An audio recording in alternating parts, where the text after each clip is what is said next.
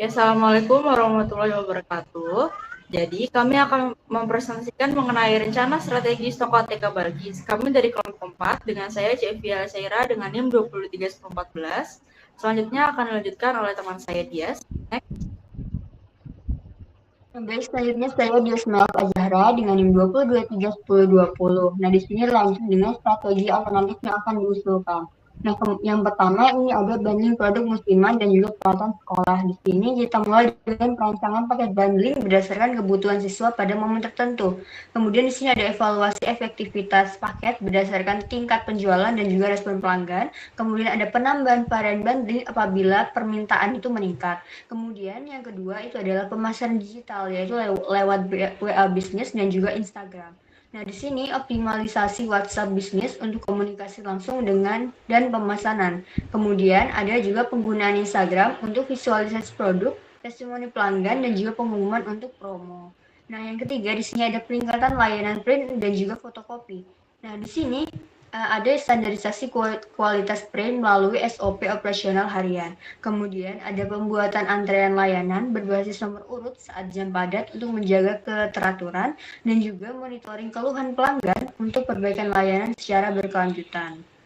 Nah, kemudian strategi yang keempat tuh ada digitalisasi pencatatan stok dan juga transaksi. Yang pertama, pencatatan stok masuk dan keluar dilakukan setiap hari. Kemudian pemanfaatan laporan otomatis dari aplikasi untuk mengetahui bagaimana pola penjualan, stok fast moving, dan juga slow moving. Nah, kemudian ada penerapan sistem peringatan stok menipis untuk mencegah kekurangan barang. Nah, kemudian di sini ada kerjasama multi pemasok, yaitu pengadaan berbasis jadwal, yaitu mingguan atau bulanan, untuk mengontrol arus modal. Kemudian evaluasi pemasok dari aspek harga, kualitas barang, dan juga kecepatan pengiriman, serta fleksibilitas untuk pembayaran. Nah, kemudian lanjut ke rekomendasi program yang akan diimplementasikan. Nah, yang pertama untuk program bundling produk musiman, ini perencanaan paket bundling berdasarkan kebutuhan siswa pada momen tertentu. Kemudian evaluasi efektivitas paket berdasarkan tingkat penjualan dan juga respon pelanggan. Kemudian penambahan varian bundling apabila permintaan itu meningkat.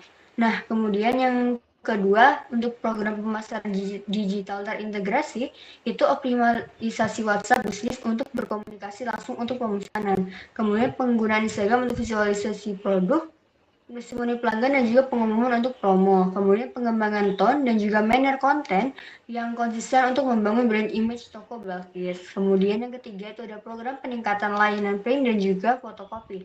Nah, di sini standarisasi kualitas print melalui SOP operasional harian. Kemudian pembuatan antrean layanan berbasis nomor urut saat jam padat untuk menjaga keteraturan. Kemudian ada juga monitoring keluhan pelanggan untuk perbaikan layanan secara berkelanjutan.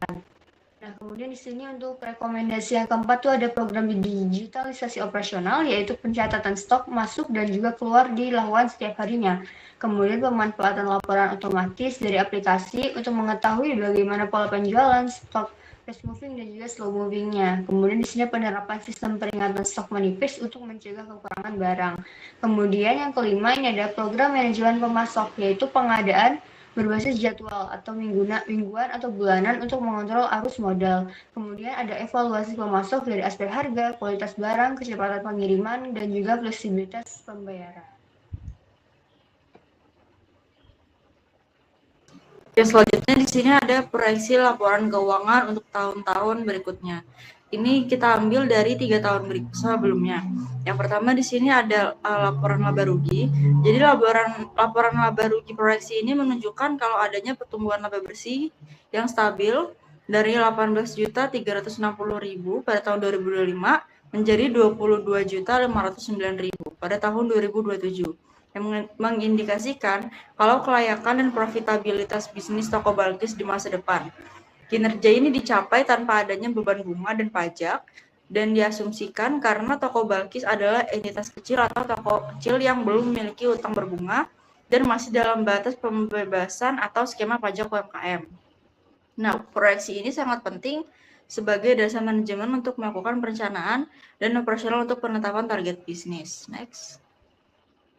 Selanjutnya, di sini ada di laporan neraca. Di laporan neraca proyeksi ini, itu memproyeksikan pertumbuhan yang signifikan dalam total aset liabilitas dan juga ekuitas.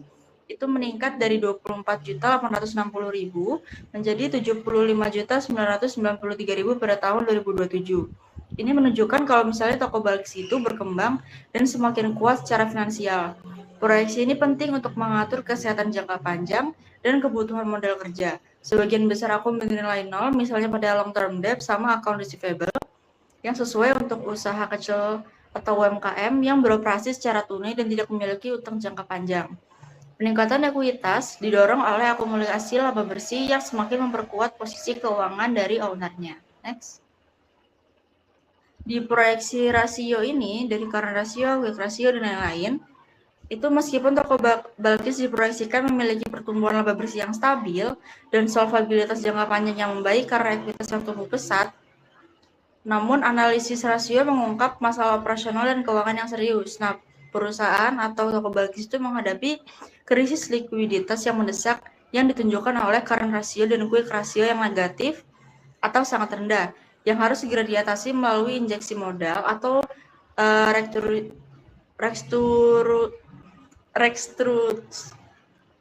konstruksi utang jangka pendek.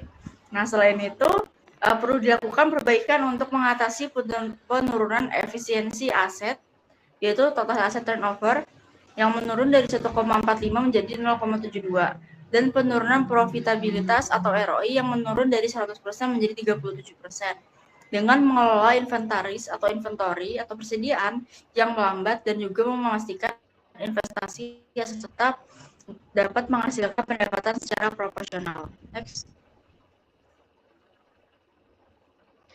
Selanjutnya adalah rekomendasi tujuan tahunan dan kebijakan yang kami rekomendasikan kepada toko ATK Balkis. Yang pertama ada tujuan tahunannya. Di sini ada 4 aspek yang kita rekomendasikan. Yang pertama ada meningkatkan omset sebesar 20% melalui penjualan ATK harian dan banding produk musiman. Yang kedua ada menambahkan kurang lebih 100 pelanggan tetap melalui pemasaran digital via WhatsApp bisnis atau Instagram. Yang ketiga ada mengurangi kesalahan pencatatan stok hingga 50% melalui sistem pencatatan digital. Dan yang terakhir ada menurunkan biaya pengadaan sebesar 10% melalui kerjasama dengan multi pemasok. Nah, untuk kebijakan operasionalnya ada 5 aspek, yaitu pemasaran digital, yaitu mempromosikan Instagram minimal 3 kali seminggu dan respon WhatsApp kurang lebih 10 menit. Yang selanjutnya ada produk banding, yaitu pembaruan banding sesuai dengan periode UTS, UAS, dan juga tahun ajaran baru. Yang ketiga adalah layanan print dan fotokopi, yaitu pengecekan dan perawatan mesin minimal 1 kali seminggu. Yang keempat ada pencatatan stok digital, yaitu pencatatan barang masuk atau keluar setiap hari. Dan yang terakhir ada pemasok, yaitu memiliki minimal 2 pemasok aktif untuk stabilitas harga dan pasokan. Next. Nah, yang terakhir ada rekomendasi prosedur tinjauan dan evaluasi strategi. Di sini untuk prosedur tinjauan strateginya kita ada 5 aspek. Yang pertama ada kinerja penjualan, yaitu mengevaluasi omset bulanan dibandingkan dengan target lebih dari 20% per tahun. Yang kedua adalah pertumbuhan pelanggan, yaitu memantau bulanan jumlah pelanggan tetap via data transaksi dan WhatsApp bisnis. Nah, kurang lebih targetnya itu 100 pelanggan. Yang ketiga adalah layanan print dan fotokopi, yaitu meninjau mingguan berdasarkan jumlah transaksi dan keluhan pelanggan. Yang keempat ada pengelolaan stok, yaitu pengecekan mingguan antara stok sistem dan juga stok fisik. Yang terakhir ada biaya pengadaan, yaitu mengevaluasi bulanan harga, pemasok utama, fast alternatif. Nah, yang selanjutnya ada prosedur evaluasi strategi. Melalui penjualan, kita mengoptimasi promosi, penyelesaian harga, dan evaluasi efektivitas banding. Terus ada pemasaran digital untuk mengevaluasi interaksi Instagram dan juga WhatsApp. Yang ketiga ada kualitas layanan, yaitu perawatan mesin, evaluasi pelayanan, dan juga peningkatan standar layanan. Yang keempat ada sistem stok, yaitu perbaikan prosedur pencatatan dan juga evaluasi sistem digital. Yang terakhir ada pengadaan barang, yaitu evaluasi pemasok dan pengalihan ke pemasok alternatif bila diperlukan. Next. Sekian dari presentasi kami. Kurang lebihnya mohon dimaafkan. Wassalamualaikum warahmatullahi wabarakatuh. Waalaikumsalam warahmatullahi wabarakatuh. Ya, coba